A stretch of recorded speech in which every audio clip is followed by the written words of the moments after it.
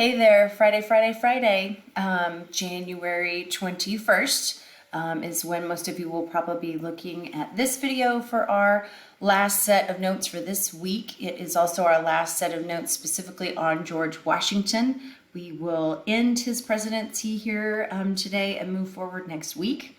You will be taking these notes on directly onto page 119 in your ISN. No fill in the blank, no specific setup. It's going to be a very short, simple set of notes.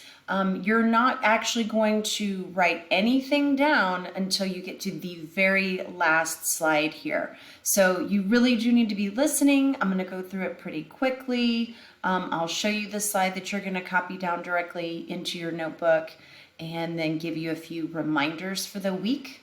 So this is George Washington's farewell, his farewell address, which most presidents will give when they're on their way out. It'll be literally toward their last day in office, kind of that time frame.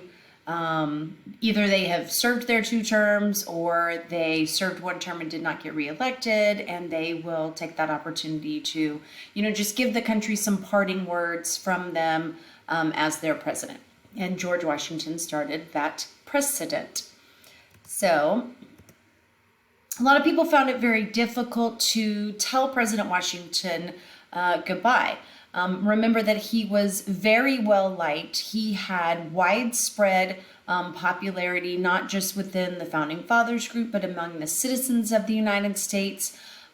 He had done a pretty solid job being the first president, and I think a lot of people feared who would be next, and would they do as good of a job as George did? Would they care about the people as much? Would they care about the actual country and truly moving it forward, and not just, being all about themselves like George Washington did? And so there was a lot of uncertainty.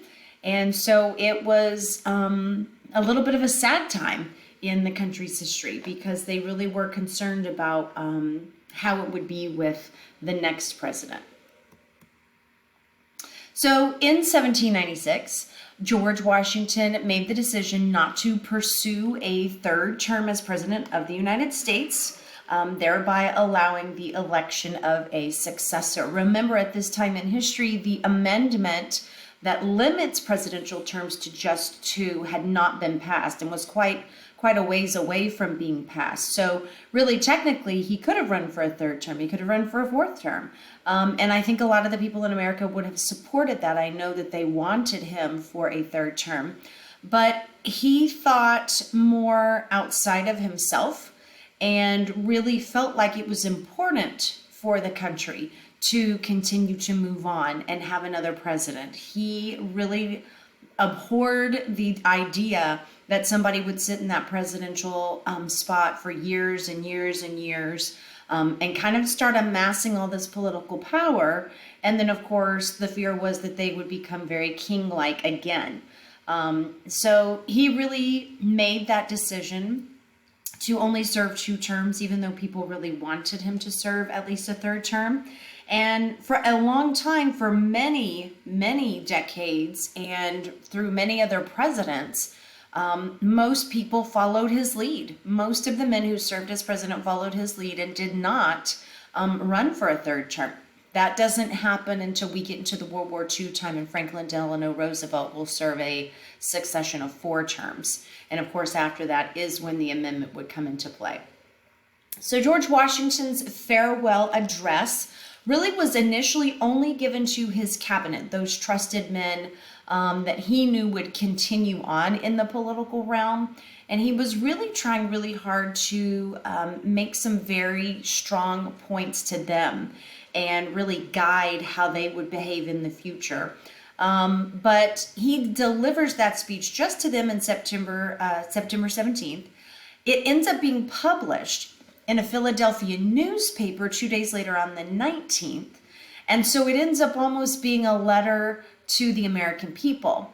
And in this address, in this letter to the people, he stresses 3 dangers that he sees facing the nation in the upcoming future after he steps down. 3 specific things that he hopes will not happen to the country.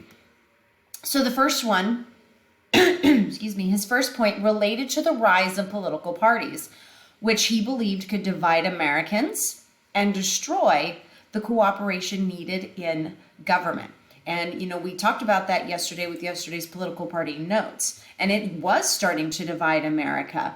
And he realized that when you have that much division, not a lot gets done. And in government, you need cooperation. You have to have both sides of an issue working together, open to compromise, listening to valid points that the other side is bringing if you want anything to actually get done. If you really truly want to serve the interests of the people, you need to, number one, get yourself and your personal ideals out of the way, listen to what the people want, and then utilize that to make compromises with the other side of the aisle, the other political party, if you will. All right. But Washington truly didn't want political parties at all. He wanted people to simply listen to candidates who were running for office and truly pick the person that they agreed with the most. He didn't want it to be, oh, this person is running for this party and this person's running for this other one, and those are the only options you have. And if you don't like everything they're about, well, that's just too bad because those are the only choices you had. He didn't like that idea.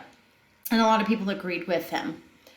So that was his first warning to the country, to try to avoid the rise of political parties. The second point was to avoid what is called sectionalism, all right, or making those political divisions based on your geographic loyalty.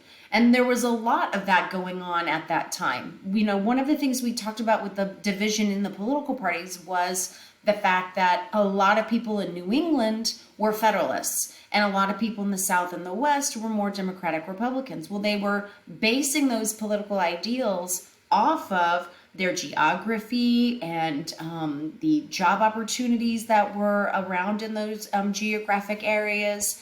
And it kind of goes right along with those political party divisions. He was basically saying, don't allow yourselves to really be separated into these little individual groups. And this group only cares about their main concern, and this group only cares about their big concern, and we're not going to care about anybody else or what they might need in life.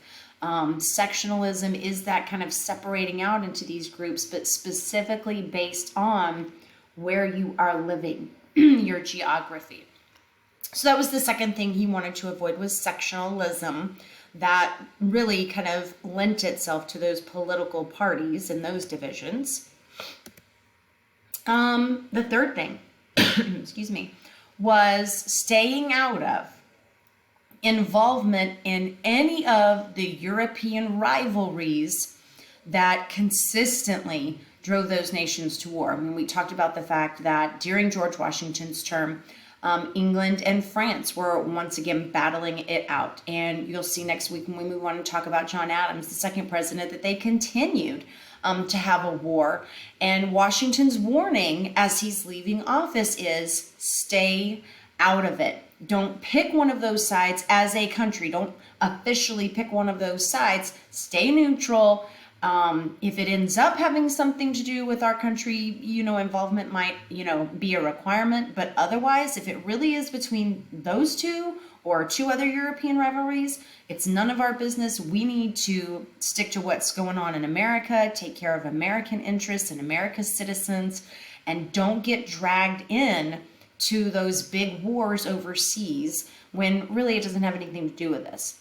And the amazing thing is that kind of stay neutral idea, that governmental policy, is going to serve as the cornerstone, the foundation, the basis of American foreign policy all the way through until our involvement in World War I. So decades and decades and hundreds of years of political policy, foreign policy in America, driven solely by George Washington and his advice to stay neutral and stay out of it. So very powerful words coming from the first president of the United States to all future presidents and American citizens. Now, this isn't necessarily one of the three dangers that he talked about in his speech, but it was something that he felt very strongly about and felt like it was important enough to pass on to the people in his farewell address. He wanted them to understand that he supported the preservation of religion and morality, good character, as being the great pillars of human happiness. That moral compass and that spiritual code guiding you in your decisions and helping you through tough times and lifting you up in your happiness through all of the highs and lows of life.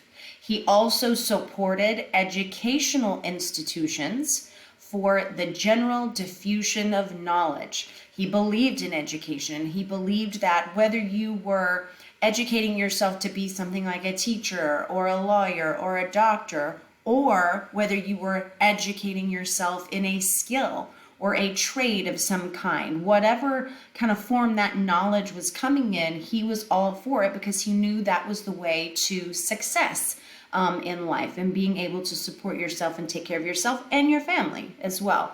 So he stressed that in his farewell address as well. His parting words would influence the nation's foreign policy for more than 100 years. So really powerful. The words of his farewell address are still read aloud in the U.S. Senate each year on his birthday on February 22nd. So you can see how important those thoughts of his were and those warnings. Unfortunately, knowing how things are in today's society, you can recognize that we didn't actually really follow through and listen to very many of his warnings. So here is what you will take down. This is the one slide that you're going to take all of the notes. I'm going to kind of walk you through it super quick. I'm going to give you a couple of last minute other tidbits, and then you can pause the video at the end and copy everything down. On page 119, these are the points that his farewell address stressed. Don't join political parties. Vote with your own mind. Don't let the sections of the U.S. divide us, not the geographic sections. Don't allow for sectionalism. No foreign alliances. Stay neutral. Stay out of all the European wars that were going on. Religion and morality are necessary parts of government for an educated, happy citizenry. He spoke great truth, and it led us for a long, long time in this country. Unfortunately, we didn't listen nearly enough as we should have to him, because we're going to find that a lot of these points here we kind of go back on and we don't follow his advice. And a lot of it's going to get our country into trouble. So copying this set down, this is the only thing you're going to copy down on 119. Reminders to you that you do need to be studying that map. We are going to have another small unit test, believe it or not, at the end of next week. And that MIMAL map is going to be part of it. So you need to really get on learning that map. The other thing that is due next Friday is any of those extra credit projects that you want to try to do, either the Strange Law Project, the Constitutional Amendment Project, or you can do the New Zella articles, but you have to do all three to get that full extra credit. Make sure that you're using time today, whether it's in class or just an advisory or even over the weekend. You need to get caught up 100% on all the notes from this week and have everything organized and in your ISN and updated, so that when I come in on Monday, which is my plan, you guys are all ready to go and we can move forward and we can start working on John Adams, the second president, and we'll move on to an important court decision. And Wednesday we will be doing a work day, and we will be talking about that government test and doing corrections and working on grades for that. All right, email me or message me if you have any questions. Hope you've had a great day. Early release, first early release Friday. Make sure you're staying out of trouble and being polite and kind, responsible and respectful, please. And have a great weekend. And I will look forward to seeing you guys on Monday. Bye.